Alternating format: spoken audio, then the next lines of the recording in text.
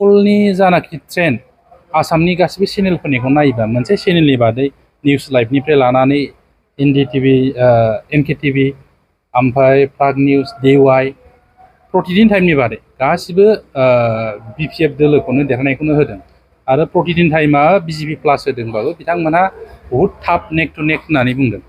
दा नोङो मोनबानि गेजेराव मोनब्रै चेनेलनि एग्जिट पला जुदि देखायदोंबा एग्जिट पलनि ट्रेन्डआ निस्सय एसेबाबो कारेक्ट जायो मेजरिटियानो। आरो पाब्लिक अपिनियनखौ नोंथांमोनाबो मिडिया हिसाबै नुदों।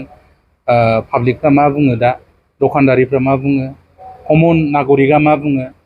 दा बेफोरखौ नायोबा एग्जिट पला मोनसे सेम्पोल लायोथ', जेनेबा 14 लाख भटार्सनि गेजेराव बिसोरो मिनिमाम 50,000सो सेम्पोल लागोन। सेम्पोल लानानै बेनिफ्राय सोंगोन, रायजो राजानाव माखासे पेरामिटार्स लानानै सोङो। दा बाहाय नायोबा जिहेतु मोनबानि गेजेराव मोनब्रै चेनेलानो BPखौ देखायदों, BPआ देरहानाया सियरसिन सियर। आरो मा जायो मालाबा थारमाने मोनसेल' समस्ति हिसाबै सोरबा सोरबा एकुरेसि स्टाडि खालामनो हाया, खिन्थु जिहेतु मेजरिटि अफ द एग्जिट पल बिसोरो BPखौनो देरहागोन होनना बुंदों।